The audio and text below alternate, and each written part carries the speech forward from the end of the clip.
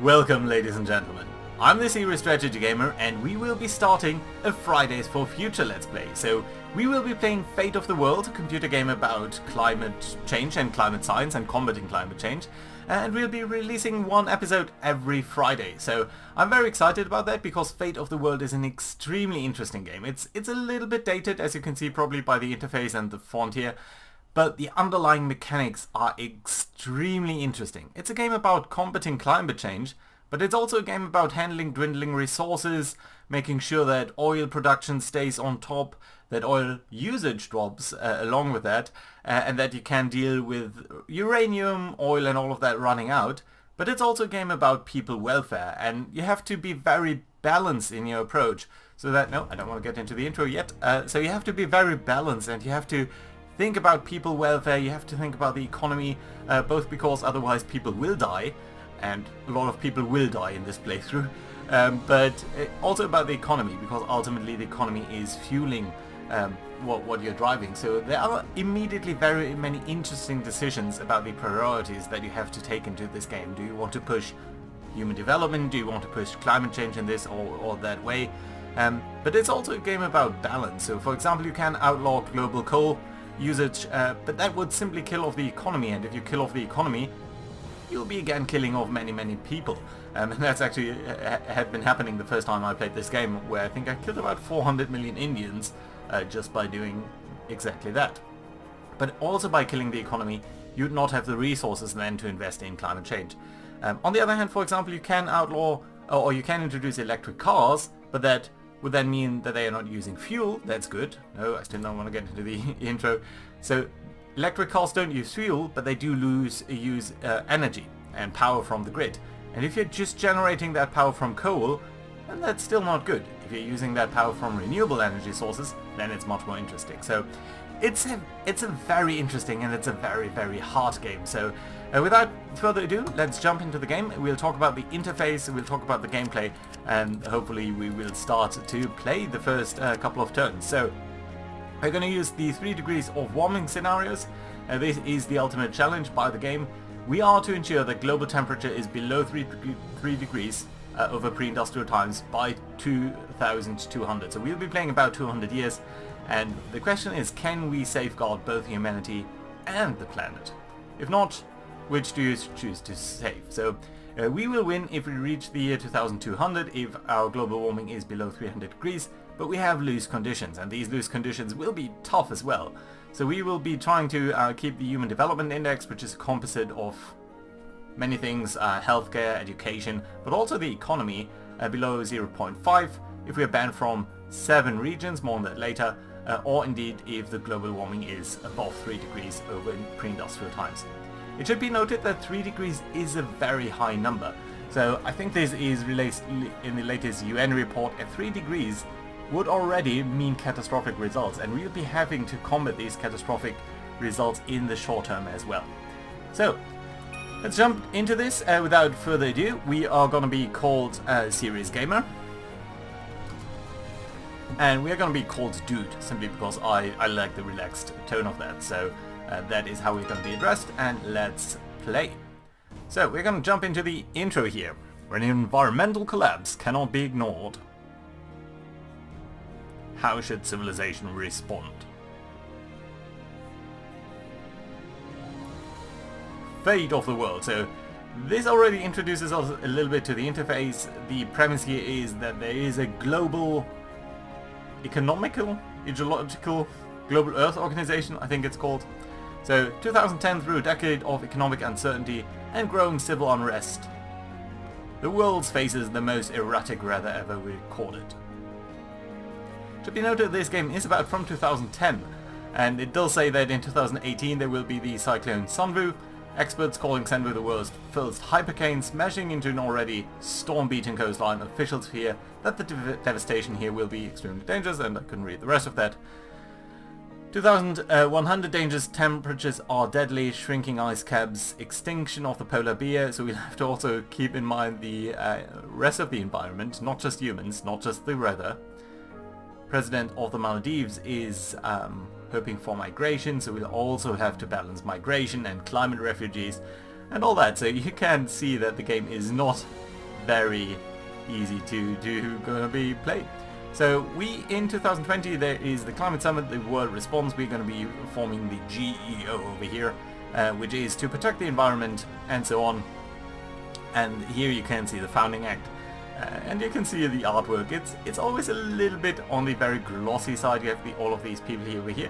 But you can also see that there is, of course, a lot of criticism over there. So mix of celebration, skepticism and fear as the GEO is established. So we'll not have an easy time convincing the people of the world to follow our policies. And we'll have to do that a little bit easily. So here we go. This is the interface of the game. You have the globe here in the middle, which is showing the world. This is not a very important part of the interface after all, but it's intuitive. You can see a couple of things. So you have the I think this is the population. You have the temperature map, so you can sort of see where the temperature is rising much more quickly than in other areas. So the ice caps, North America a little bit over here, North Africa's hitting pretty hard, as is Russia. We can also see a couple of the places that are already changing, so that is, I think, some of the ice caps in winter and so on. But honestly, these things are not the most important aspect of the interface. The most important aspects of the interface is actually up over here and up over here. So let's talk about that briefly, and we're going to talk a little bit more about the concepts of the game in a second and the gameplay. So you can see the year is 2020 actually. We have 1 degrees of warming over pre-industrial times, and you can see that is projected to rise very rapidly. That is very closely tied to the atmospheric concentration of CO2 and other gases that are equivalent. And that again is tied to the emissions that are put into the atmosphere. So the more emissions we put into the atmosphere, the more this will rise, the more the temperature will rise, and the more trouble we will be in. And it is going to rise. It's going to rise for a very long time indeed. So we are going to have to bring that down, and we're going to have to bring that down rapidly. But yeah, we'll have to see just how quickly that is possible. You can also see the world population of 7.3 billion, GDP, and the GDP ties into our budget. So our budget is being collected from various regions. Regions are a very central aspect of the game. And you can of course see that Oceania, so basically Australia, does contribute much less income than, for example, China, Europe, Japan, and all of that. So that is of course very intuitive, hopefully. Underlying the game, there are many data points. So you don't have to see all of them. We're going to talk about the most important and highlight them. I want to tell the story behind this more than exact numbers. But you can see that, again, the temperature here is going to rise. The temperature is going to rise because of the emissions. So you can see that there's a lot of data underlying this. So global temperature is driven by atmospheric concentration. Atmospheric concentration is driven by the cumulative emissions. Emissions are coming from various sources and from various regions, as you can see over here. And again, that ties into the economy, into the oil production and all of that. There are a lot of things underlying that. The workforce, the sick percentage, various different industries, and so on. And all of that is simulated on both a region and a global level. Again, we don't have to go into all of the detail about that, but we have to think about the most important aspects of that. Right, so that is about it on the top right over here. There's also the news section on the global level. That's often not as important as on the local level, but still it's there. So let's go to the top left over here. This is going to be the regional map mode, and the game is based on an agent system. We're going to talk about that in a second. First thing to do is we are going to recruit an agent, so-called agent, in all of these regions. It's going to cost us some money, quite a bit of our budget actually. But that does unlock all of the regions. And we can go ahead and look at the regions over here. So let's talk a bit about the gameplay. The gameplay is based on this card and agent system. So we can have up to 6 agents in a region. Right now we only have 1, and that does allow us to play 1 card.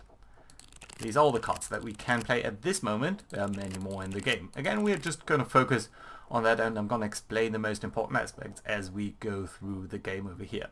But just 1 agent, 1 card, and that's basically it. Cards do have a cost, so they cost 150 and so on. Some of them are a little bit cheaper, 20, 15, and they all have different aspects. Some of them have a duration, so some of them you'll have to play indefinitely. Some of them are just going to take 5 years, so basically one turn is 5 years, and they all have different effects. So for example, you can see that electric cars here would shift power, or basically transport, from oil to electricity, but of course it would also increase our electricity usage. We could also protect the land, soil and forests, that would improve our forests and so on, but it would also not always help agricultural GDP quite as much. We can commit to renewables, we can outlaw coal, we can do various different things, but yeah, basically the gameplay is you play one card in for each agent. There are costs associated to that. We are very short on money, but we'll have to talk about that in a second. We also have the news on a regional level. In the first turn they're not quite as important, but they are going to be much more important in a short while. So let's look at the world again and see the most important aspects. So let's talk about global annual emissions first, because that is one of the biggest things, but we also have the Human Development Index and various other aspects. So from the outlook, so from how consumerist or green people feel in the various different regions, what's the stability like, the oil and gas needs, coal needs, and all of that. So first, annual emissions. Let's look which regions are the most important polluters in the world. We can of course also have a view on the statistics over here, and you can see China is very much, at this moment at least, the heaviest polluter in the world, followed by North America, Europe, Latin America. So these are the most important ones. Others are somewhat smaller. Japan, Oceania are not very relevant. China is really the biggest issue that we are facing in the moment. North America as well. But it's important to notice that these sources are very different. So in China, it's maybe not as surprising, but if we look at the emissions over here and where they're actually coming from, you can see a lot of the Chinese annual emissions are coming from industry and energy production. So this is basically power production, and this is what the industry is burning locally. And if we look at the industry, we can see that the emissions for industry over here are driven by all of these different categories, and the most important of that is that they are using a lot of coal. So 6.6 terawatt hours of coal directly in the industry. They're also using energy, and energy production is again mostly based on coal. So for China, really the biggest issue is the burning of coal in their power grid and in their industry, and that is causing a lot of the world's emissions. So of the 11.8 million emissions that million megatons of emissions that China is producing, you can see that of that 5.6 is from energy usage. So that's basically more or less the entire production of or the entire emissions from Latin America are equivalent to the energy production in China, and the industry is producing another 3.4 million megatons. So that's again somewhat like the entire emissions from the entire subcontinent of India. So yeah, these are the things that we do need to address over here. On the other hand, in North America, emissions do have very different sources. So energy, of course, is a very important one, and industry is in there, but you can see transport usage is extremely high over here. So transport usage in North America is a very tough issue, which is maybe not as surprising as well. So Americans do love their cars and their air travel, so yes, that is a big issue in the world over here. But also Latin America is a very interesting case, because the emissions over here are to a very large degree based on forestry, and that is basically because of the deforestation over here. So the annual change in forestry is a lot of square miles I guess.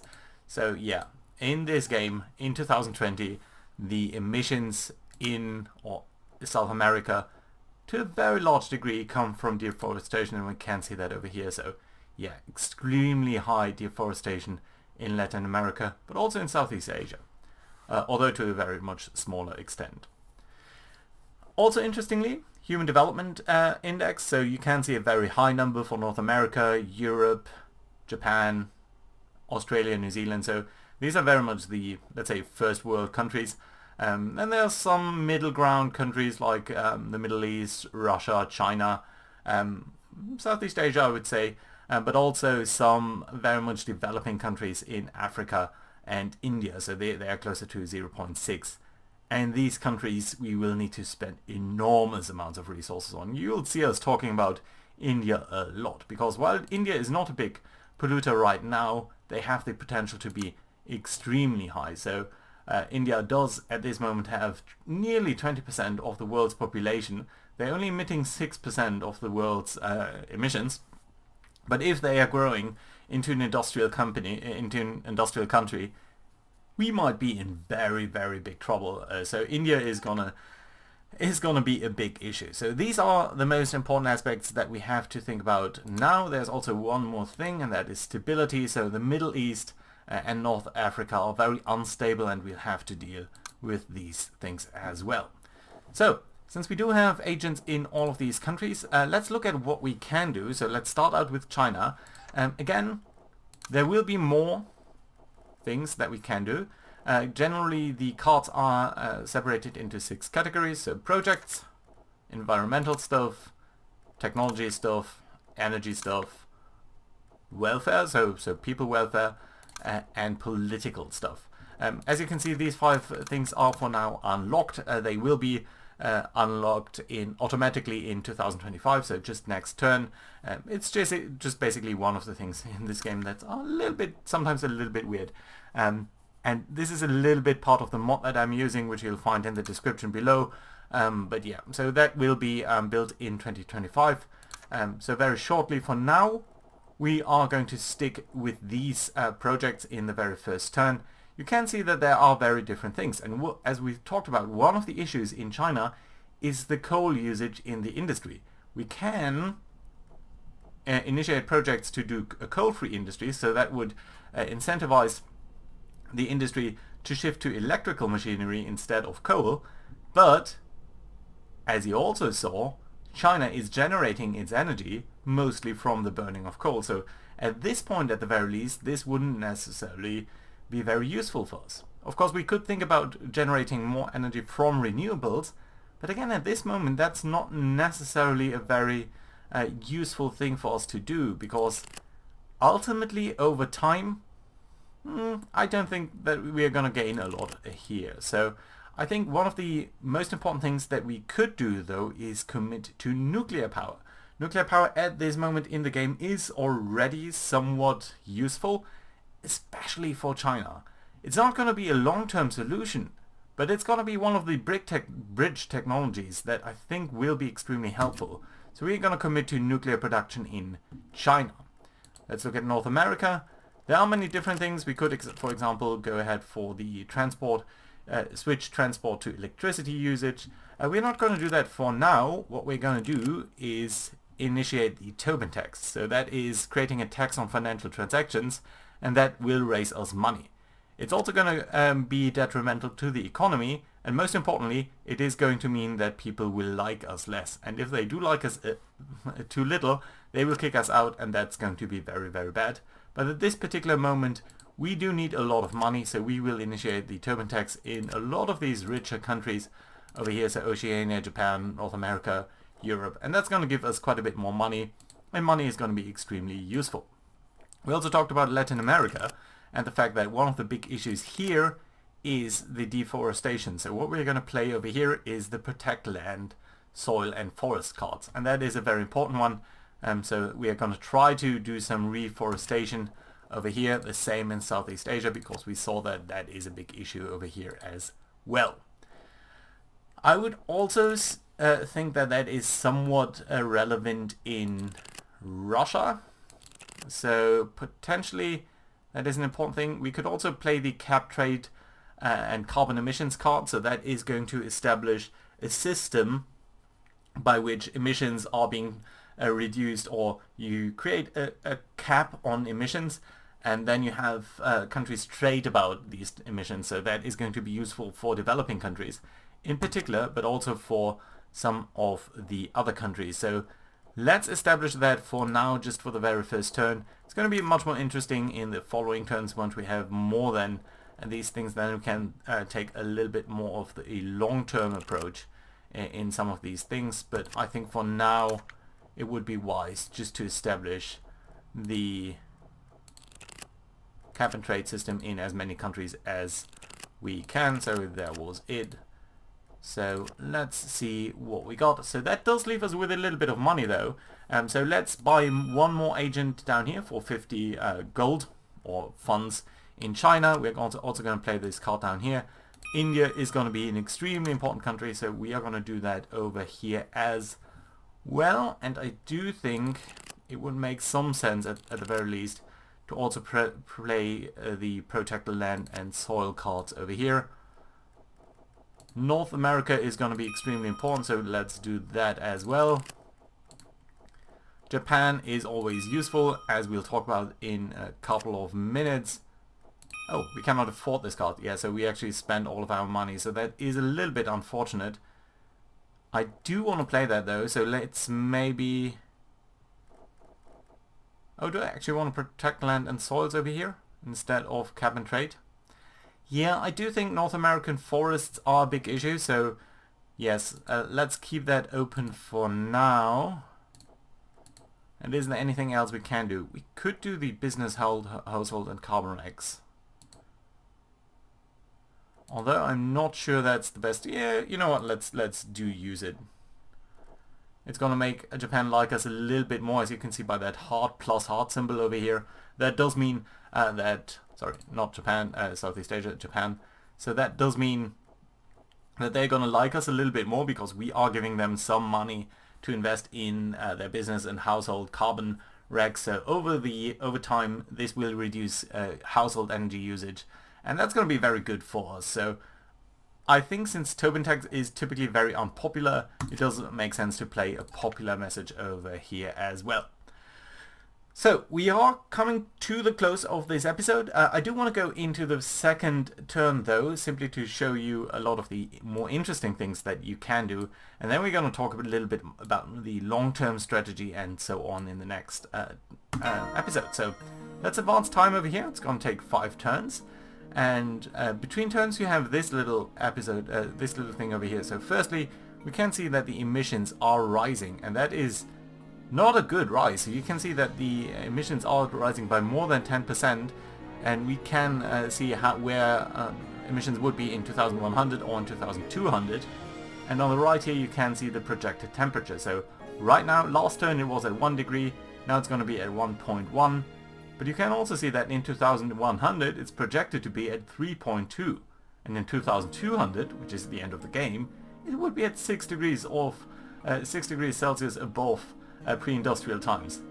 That's a lot. We would lose the game if it ever goes above 3 degrees, so we'll really have to do something about that.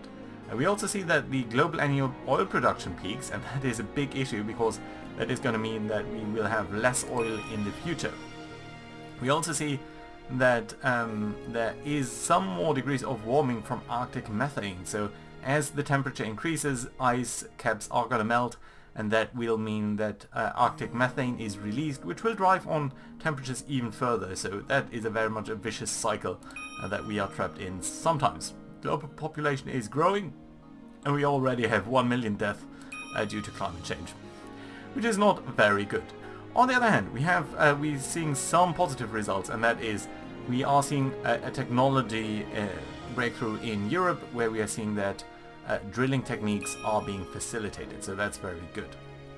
This is an overview of the various regions and their current emissions. So you can see that North American emissions have increased dramatically by 35%. So this is where we expected them to be. In Latin America they were a little bit lower.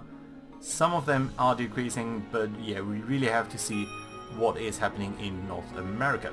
You can also see the change in our popularity. There are a lot of positive changes, except so that's the little heart over here, the symbol that is a little bit light green than this one. This dark green means that we have lost some popularity in Japan, so we are now down to 4 popularity in Japan, so that is an issue.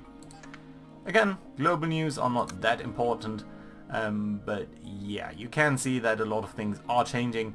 We have all of these different news symbols on the map, and that is an issue. So let's see in North America what's going on over here. And that is what I expected. So we have massive wildfires over here. So we have various pieces of news. Green is generally good, red is generally bad. And you can see we have some items. We're going to go through them quite quickly. We have advanced drilling research. That's nice, but not critical. We are losing some stability in North America because people are concerned, so they don't support us fully. And that's going to drive down the stability here in North America. It's not troubling yet. We also see some topsoil trouble, so basically erosion. Arable land across North America is under threat from major topsoil erosion. It's going to decrease agriculture by a little bit. It's not the end of the world. This is a minor problem in the grand scheme of things. We're also seeing the start of grassland management. That is a consequence of the fact that we played the protect land, soil and forest cards. So that does mean that the better husbandry of grasslands, grazing, nutrient management and so on is reducing the emissions from agriculture and pushing up the GDP from agriculture a little bit. It's not that important for North America. Agricultural GDP is a very small contribution. Agricultural emissions are not that massive, but yeah. On the other hand, massive wildfires threaten North America, so we are seeing a massive decrease in forestry this turn. 40,000 hectares or whatever have been decreased, so that is a big issue, and that is what I presume their emissions are, what's causing their change in emissions. So if we do look at the annual emissions and at this chart over here, yeah, you can see this dark green thing. Sometimes the game does that. So this dark green thing, yeah, the forestry, really the big forest fires are pushing up the emissions here in North America drastically. So that is a big issue. On the other hand, we have ratified the World Forest Treaty in North America, so that is excellent news. That's going to change up things a little bit. We're also seeing that there are ongoing objections to the Tobin tax, so we have lost some popularity over here. On the other hand, that has been increased due to other factors. So, before we go into the end of the game, we are going to talk a little bit about the things that we can do over here. So you can see that the green things are basically things that are immediately beneficial to the environment, but they're not necessarily long-term things. So you can see we would be able to do water management, drought, erosion and wildfire defenses. Wildfire defenses are, I think, something that we do want to play in North America, so let's go ahead and play that immediately. You can see it's costing $10, so it's not that expensive. It's going to be finished in one turn, and it's going to protect us a little bit better. Let's see about that.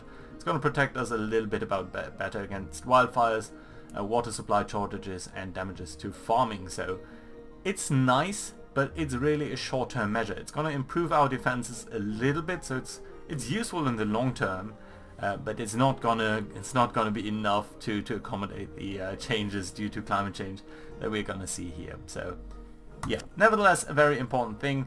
The same thing really here for flood and coastal defenses, so that would protect us from wind and weather. However, seeing the massive wildfires at this moment, I think it would be sensible to play the drought, erosion and wildfire defenses first. You can also see we could do wildlife conservation. You can see that this would actually be an unpopular thing. So because North America is very much consumerist in outlook, it doesn't necessarily like if places are put away for wildlife conservation instead of being open to the consumer, basically. Water management, organic farming, all of these have different aspects. For now, farming in North America is not the highest priority, and we have to think about the priorities over here. We can also invest into various different technologies. We can look at the tech tree over here. So over time we would be able to unlock various different technologies, and this will be the key to winning the game, but it's a long-term thing. So you can see it would be researched in about 180 years. We can accelerate that by investing into this technology areas, but for now we have to deal with so many different things that I do not think it would be wise to invest in that right at this moment. But of course long term, this is what we do have to do. Can think about the resources, so we can expand the production of coal, natural gas, oil, uranium. We could also decline all of these productions, so reduce basically the gas, power, and so on. Do various different things. For example, ban fracking, ban unconventional oil. That would avoid extra emissions, but it would also reduce our usage of these things. So it's really something that we have to balance extremely carefully, because we will be facing an oil shortage, and if we don't have that, and then there will be massive consequences. So as we are a little bit tight on money for now, we have to invest in all of these regions basically. This is not necessarily the most important. However, if we do look over here in the welfare category, we can encourage private investment, grow the economy, reduce the working week, do one-child policy, do medical welfare. All of these are nice. Relocation assistance, we could make people more aware of ecological concerns, could grow agriculture, grow commerce, various different things over here. Many of these are not necessarily a high priority for North America, so we don't necessarily have to introduce the one-child policy in North America. But I will buy another agent over here, and I will get the transport efficiency investment. Because again, a big issue in North America, in North American emissions, even though they've changed in forestry, is still transport. Transport usage is a massive problem over here in North America, with nearly 2,000 megatons of CO2 equivalents released due to Americans driving their SUVs. So we're going to invest into the transport efficiency. So basically we're going to build more roads, more rail networks, so that people don't have to drive quite as far, and that is going to decrease the personal transport usage, commercial transport usage, industrial transport usage, and all of that. So that, I think, for North America at the very least, is an extremely important program. So it does have an infinite time period, so every turn you invest in that, you're improving the infrastructure at least a little bit. So I think that's important, and I think that's a good thing for North America to have. So I hope that does give you a view of the game. We are going to continue this episode every Friday and play a couple of turns every Friday to see whether we can tackle climate change and what we do need to do that, and what areas in the world we need to face the most. So if you like the series, I will ask you to leave that like, because that does help out the channel and the series, and I hope that you will comment and share your thoughts on the series. So looking forward to seeing you guys next week. Bye bye.